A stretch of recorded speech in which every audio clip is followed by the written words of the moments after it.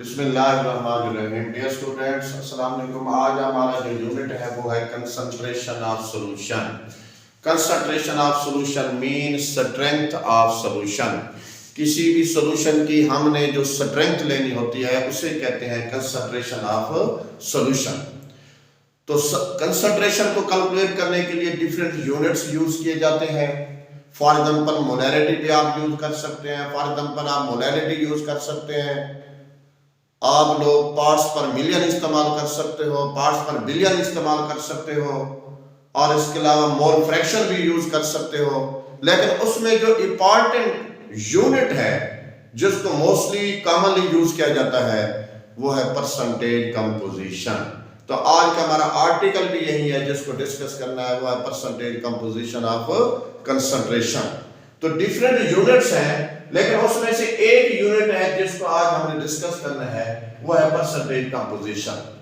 तो एक बात क्लियर करा दूं स्टूडेंट्स, जो कंसंट्रेशन होती है वो टोटल अमाउंट पे डिपेंड नहीं करती, वो टोटल अमाउंट पे डिपेंड नहीं करेगी। फॉर एग्जांपल ये देखें डियर स्टूडेंट्स, अगर आपके पास एक सॉल्यूशन है, 1 मोलर सॉल्यूशन है, फॉर एग्जांपल ये 1 मोलर सॉल्यूशन है, किसी भी सॉल्यूट का 1 मोलर सॉल्यूशन है, ठीक है ना। इसकी टोटल जो अमाउंट है अगर हम कंसीडर करें 1000 क्यूबिक सेंटीमीटर है, तो ये 1 मोलर सॉल्यूशन है। तो अगर यहां से हम थोड़ी सी अमाउंट ले लेते हैं, फॉर एग्जांपल यहां से मैं ले लेता हूं 10 क्यूबिक सेंटीमीटर ले लेता हूं, ये अमाउंट टोटल है 10 क्यूबिक सेंटीमीटर। तो इसका मतलब ये हुआ, क्या इसकी जो मोलैरिटी है क्या चेंज हो गई है? नो, प्रोपोर्शन उसकी वही है, रेशो उसकी वही है, सॉल्यूट सॉल्वेंट की रेशो चेंज नहीं हुई। इट्स मीन हालांकि यहां अमाउंट देखें, ये टोटल अमाउंट ज्यादा है, ये बहुत लेस है, ये 10 क्यूबिक सेंटीमीटर। मैंने इस सैंपल बल्क में से मैंने थोड़ी सी अमाउंट सैंपल के तौर पर ली है 10 क्यूबिक सेंटीमीटर, लेकिन ये भी 1 मोलर सॉल्यूशन है।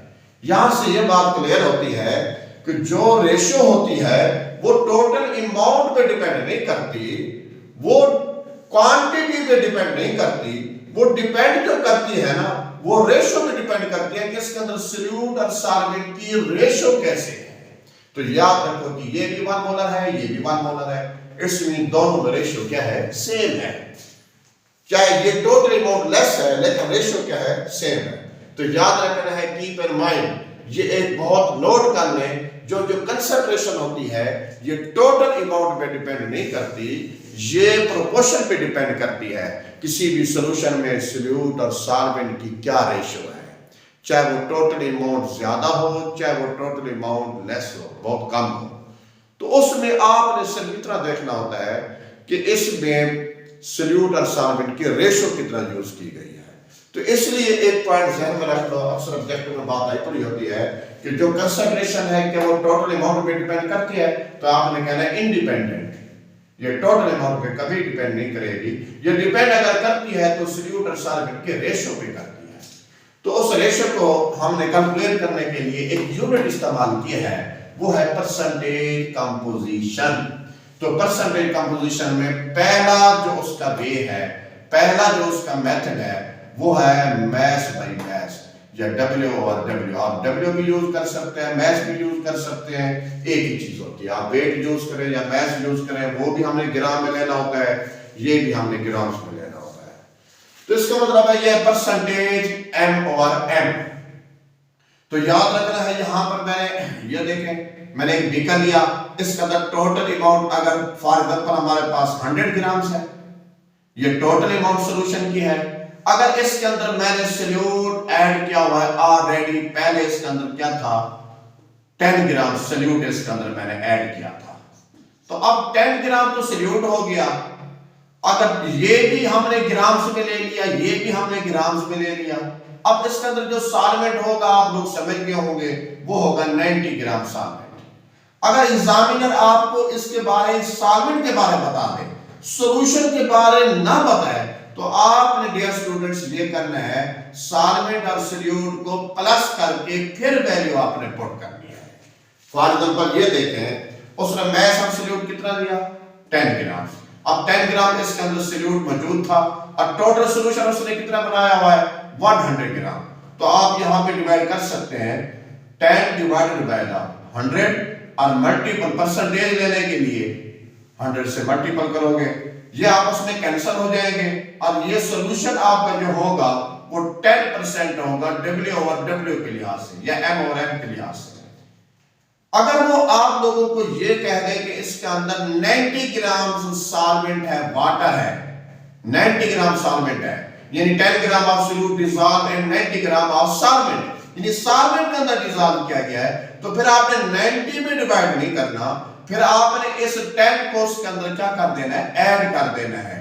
इट्स मीन आपने ये कर देना होता है कि जो 90 सॉल्वेंट है तो 90 प्लस 10 कर देंगे, फिर भी ये क्या हो जाएगा, 100 हो जाएगा, या आपस में क्या हो जाएंगे, कैंसिल, वही रिजल्ट आएगा, क्या आ जाएगा, 10% आ जाएगा।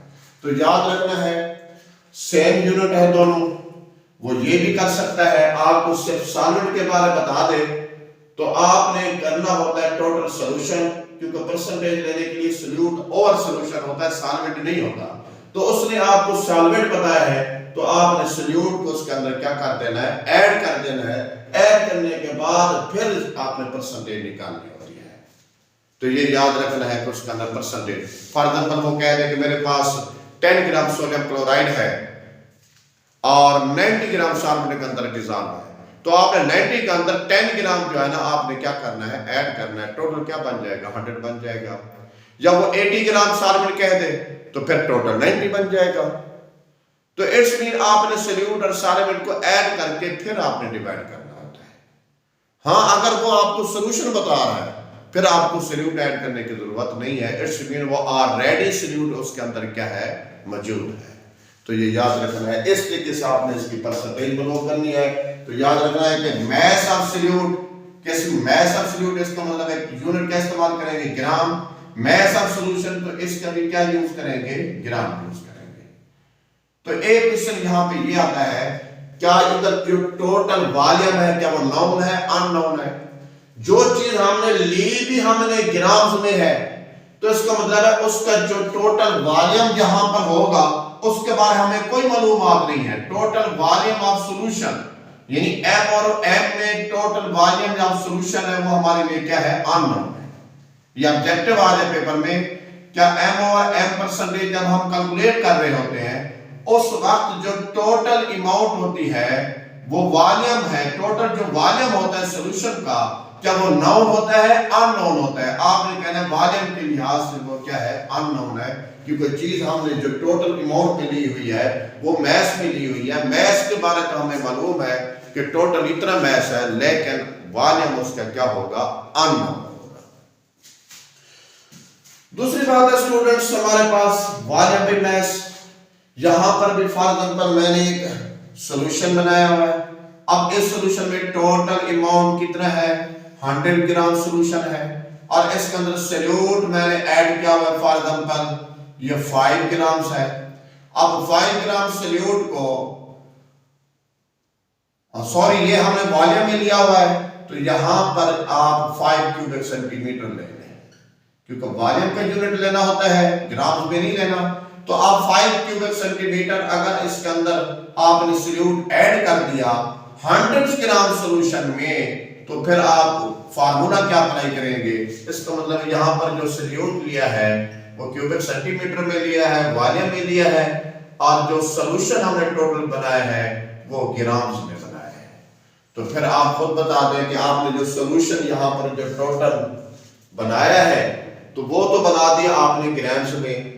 तो इसका मतलब है आपसे अगर पूछा जाए कि इसके सॉल्यूशन का वॉल्यूम क्या है, तो आप कहेंगे सॉल्यूशन का वॉल्यूम अननोन है, इस सॉल्यूशन के वॉल्यूम के बारे में कोई मालूमात नहीं, ये हमारे लिए सैंपल के तौर पर अननोन है, क्योंकि हमने टोटल अमाउंट किस में ली हुई है, ग्राम्स में ली हुई है। तो इसलिए आप लोगों ने जो सोल्यूट लिया, फॉर एग्जांपल आपने 5 क्यूबिक सेंटीमीटर लिया, तो 5 डिवाइडेड बाय टोटल सॉल्यूशन कितना है, वो 100 ग्राम्स है, मल्टीपल क्या कर रहे हैं 100% लेने के लिए, तो ये सॉल्यूशन आपका क्या होगा, 5% होगा। तो इसका मतलब ये होगा अगर यहां भी आपको सॉल्वेंट बता दें तो फिर आपने क्या करना है, ये यूनिट क्योंकि सेम नहीं है तो अगर वो आपको सॉल्वेंट बता देता है तो आपने फिर कंसीडर करना होता है 1 cubic centimetre is equal to gram. यानी ये सब कंसीडर करना होता है यहां पर कि जितने आपके क्यूबिक सेंटीमीटर है आपने सॉल्वेंट के अंदर, चाहे वो ग्राम्स में है, आपने उसके अंदर ऐड करके फिर आपने टोटल करना है। पहले तो आप लोगों को सॉल्यूशन ही बताएगा, याद रखना, क्योंकि यूनिट इसके सेम नहीं है।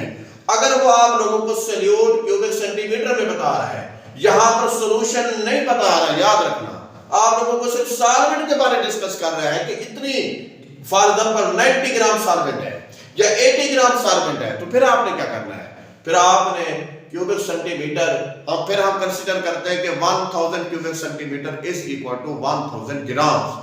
तो आपने फिर ये 5 क्यूबिक सेंटीमीटर को उसके अंदर ऐड करके टोटल जो अमाउंट पर डिवाइड करके मल्टीपल क्या करना है, 100 करना है।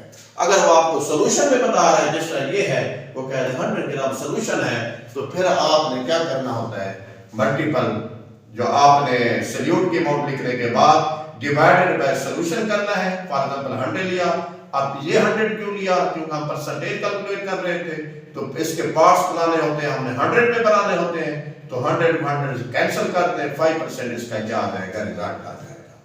तो याद रखना है, अगर आपको कोई एग्जामिनर कह दे कि 10 क्यूबिक सेंटीमीटर मेरे पास अल्कोहल है, मैंने उसे डिसॉल्व किया हुआ है, टोटल अमाउंट कह दे कि 5 ग्राम सॉल्यूशन है, 5000 ग्राम सॉल्यूशन है या 4000 ग्राम सॉल्यूशन है, जितना भी कह दे स्टूडेंट्स, तो आपने क्या करना होता है, सॉल्यूट को उसके मैस पे, क्योंकि अमाउंट टोटल सॉल्यूशन वो मैस में ली हुई है, तो आपने डिवाइड करना है, मल्टीपल 100 करना है, जो रिजल्ट है वही उसकी क्या होगी, परसेंटेज होगी। अगर वो आपकी टोटल अमाउंट ग्राम्स वाली सॉल्वेंट में बता दी है, तो फिर आपने कंसीडर करते हुए क्यूबिक सेंटीमीटर जितने भी दिए हैं उसके अंदर ऐड करना है अलग। ऐड करने के बाद वो सॉल्यूशन बन जाएगा, फिर मल्टीपल 100 करेंगे, फिर उसका रिजल्ट एक्यूरेट आएगा।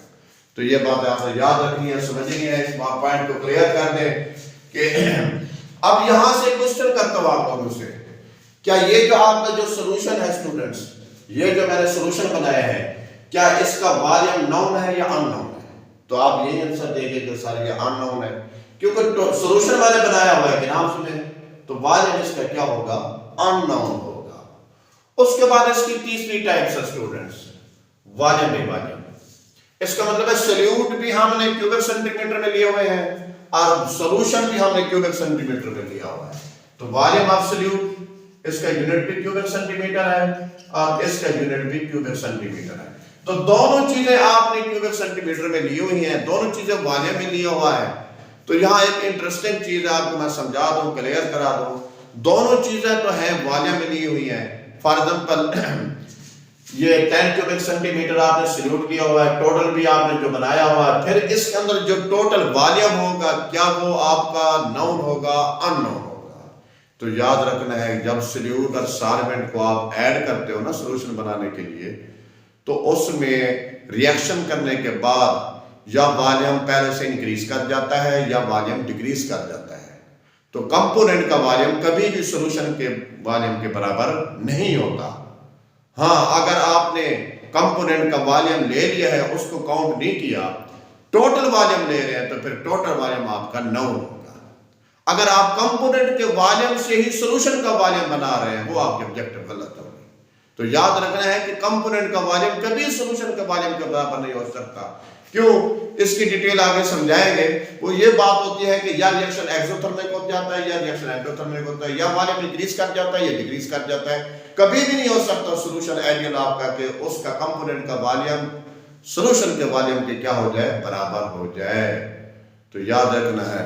तो इसलिए यहां पर आप एग्जांपल ले सकते हैं। फॉर एग्जांपल इसके अंदर जो आपने सॉल्यूट लिया है 5 क्यूबिक सेंटीमीटर आपने ले लिया, इसके अंदर फॉर एग्जांपल आपने अल्कोहल ले लिया, तो सॉल्यूशन टोटल बनाया हुआ है आपने 100 क्यूबिक सेंटीमीटर।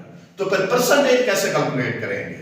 तो आपने सॉल्यूट ले लिया 5, टोटल आपने ये जो सॉल्यूशन आपने तैयार किया हुआ है ये क्या है, 100 है, 100 के अंदर आपने ऐड किया हुआ है, तो परसेंटेज लेनी है, मल्टीपल 100 कर देंगे, ये कैंसिल हो जाएगा, 5% इसका नीचे आ जाएगा, रिजल्ट आ जाएगा। तो याद रख तो इसमें अगर ये सॉल्यूशन आपका जो क्यूबिक सेंटीमीटर में लिया है, अगर वो सॉल्वेंट बता देता, सॉल्यूशन ना बताता, अगर कह देता 5 cubic centimetre are dissolve in 90 cubic centimetre of solvent, यानी कोई सॉल्वेंट या वाटर ले ले, तो 90 क्यूबिक सेंटीमीटर उसने वाटर में डिसॉल्व किया हुआ, तो फिर आप कैसे करेंगे? हाँ स्टूडेंट्स, अगर 5 क्यूबिक सेंटीमीटर अल्कोहल है तो 90 क्यूबिक सेंटीमीटर अगर वाटर है उसमें, तो ये सल्यूट है, अल्कोहल है, तो फिर आपने इसको टोटल कर देना होता है। ये 95 क्यूबिक सेंटीमीटर आपका क्या बन जाएगा? सॉल्यूशन तैयार हो जाएगा। तो फिर आप ऐसा करेंगे, 5 को 95 पे डिवाइड करने के बाद मल्टीपल 100 करेंगे, वो रिजल्ट आ जाएगा तकरीबन 5.5 तक आ जाएगा राउंड अबाउट। तो इस तरीके से फिर आप कैलकुलेट कर सकते हैं। आपने ये देखना होता है, ये जो सॉल्यूशन स्टूडेंट्स मैंने 100 क्यूबिक सेंटीमीटर सॉल्यूशन दिया हुआ है और इसके अंदर 5 क्यूबिक सेंटीमीटर अल्कोहल, इसका मतलब है सॉल्यूशन में ऑलरेडी पहले ऐड होता है, क्योंकि सॉल्यूशन में सॉल्यूट ऑलरेडी पहले मौजूद होते हैं। तो इसका मतलब है 5 को 100 पे डिवाइड करने के बाद मल्टीपल 100 करना है, फिर परसेंटेज आ जाएगी। हाँ, अगर वो आपको सॉल्यूट बता देता है, नहीं सॉल्यूट बताने के बाद सॉल्वेंट बताता है, तो फिर आपने सॉल्यूट और सॉल्वेंट को ऐड करने के बाद फिर आपने उसकी अमाउंट यहां लिखनी होती है, फिर जाकर रिजल्ट आपका एक्यूरेट आएगा। ये गलती आपने नहीं करनी, समझ लें इस बात को। हाँ, अगर वो कह दे क्या इसमें कंपोनेंट जो हमने डाले, फॉर एग्जांपल मैंने कंपोनेंट अल्कोहल 5 क्यूबिक सेंटीमीटर डाला है और वाटर इसमें 90 क्यूबिक सेंटीमीटर है, क्या मेरा सॉल्यूशन ये 95 क्यूबिक सेंटीमीटर होगा? नो, हो सकता है 95 से ज्यादा हो जाए, हो सकता है 95 से लेस हो जाए। अगर ये एंडोथर्मिक है तो इंक्रीज कर जाएगा, अगर एक्सोथर्मिक है तो डिक्रीज कर जाएगा। इसका मतलब ये है कि इसकी अमाउंट के बराबर नहीं रहेगा, याद रखना। तो हाँ, सॉल्यूशन का वॉल्यूम यहां क्या है हमारे पास? नाउन है। कंपोनेंट का वॉल्यूम सॉल्यूशन के बराबर करके नाउन करना चाहते हो, ये एग्जैक्ट सही नहीं होगा, याद रखना। उसके बाद हमारी एक फोर्थ वेव्स है M/V। इसका मतलब है अगर हमने यहां पर सॉल्यूट जो लिया हुआ है वो ग्राम्स में लिया हुआ है और जो टोटल सॉल्यूशन बनाया हुआ है वो क्यूबिक सेंटीमीटर में बनाया हुआ है, मल्टीपल क्या कर रहे हैं? 100 कर रहे हैं। ये देखा स्टूडेंट्स, हमारे पास एक सॉल्यूशन है, 100 क्यूबिक सेंटीमीटर सॉल्यूशन है, इसके अंदर आपने सॉल्यूट जो ऐड किया है वो ग्राम्स में दिया हुआ है। फॉर एग्जांपल वो 10 ग्राम सॉल्यूट है, कोई सॉल्यूट भी हो सकता है, आपने 10 ग्राम सॉल्यूट इसके अंदर ऐड किया है, तो आपने फिर इधर क्या करना है?